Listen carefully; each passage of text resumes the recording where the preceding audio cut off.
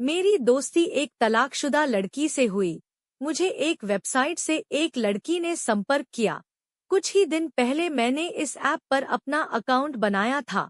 उसने मेरी मेल पर एक मेल भेजा था। लिखा था, हेलो, मेरा नाम स्नेहा शर्मा है। मुझे आपकी प्रोफाइल काफी अच्छी लगी।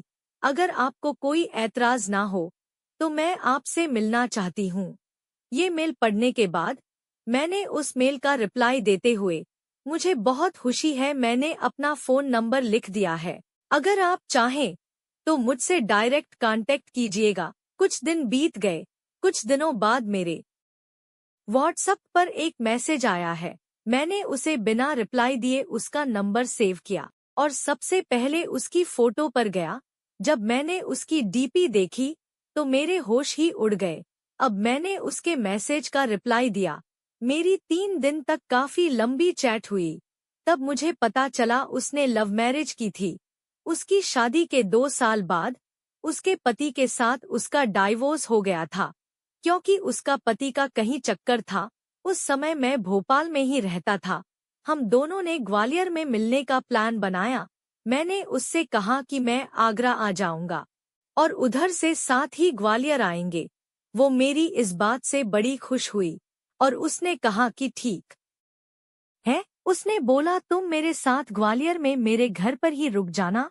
मैंने घर पर बात कर ली है कि मेरे साथ मेरा ऑफिस से जूनियर आ रहा है। उसे ग्वालियर में काम है तो वो यहीं घर पर 2 दिन तक रहेगा। मैं उससे मिलने के लिए आगरा गया। वो मुझे स्टेशन पर पिक करने आई। मैं उसके पास गया और उसे हेलो कहा। उसके बाद हम दोनों स्टेशन से बाहर निकले। वहां हमने खाना खाया और हम ट्रेन की बजाय बस से ग्वालियर के लिए रवाना हो गए। हम दोनों उसके घर पहुंचे। आंटी चाय लेकर आ गईं। चाय पीने के बाद उन्होंने मुझे रूम दिखाया। मैं आराम करने लगा। तभी मेरे मोबाइल पर उसका मैसेज आया कि मम्मी पापा शाम को शॉपिंग जाएंगे, आज संडे है। उसके मम्मी पापा शाम को शॉपिंग पर बाहर निकल गए। मैं समझ गया कि मेरे पास कम से कम 3 घंटे हैं। स्नेहा अपने मम्मी पापा के जाते ही मेरे रूम में आ गई और बोली, मेरे रूम में चलो, वहीं बात करेंगे, वहां एसी भी है। मैं उसके रूम में आ गया और उसके बेड पर बैठ गया। मैं बस बैठा रहा और वो मुझे देखने लगी। मैंने कहा, तुम्हें काफी गर्मी लगती है क्या, जो इतने एसी चला रखा है? वो हाँ। मैंने कहा, अगर तुम्हें कोई परेशानी ना हो तो क्या मैं तुम्हें अपने हाथ से खाना खिला सकता हूँ, शायद तुम्हें अच्छा लगे।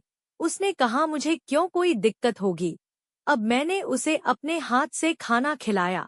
खाना खाने के बाद उसने कहा, फ्रिज में आइसक्रीम है, खाओगे? मैंने कहा, तुम अपने हाथों से खिलाओगी तो खा लूंगा।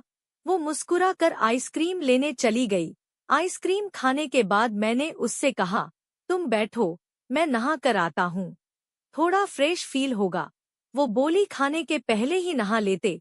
मैंने कहा, तब नहाने का कोई मतलब नहीं था। वो बोली,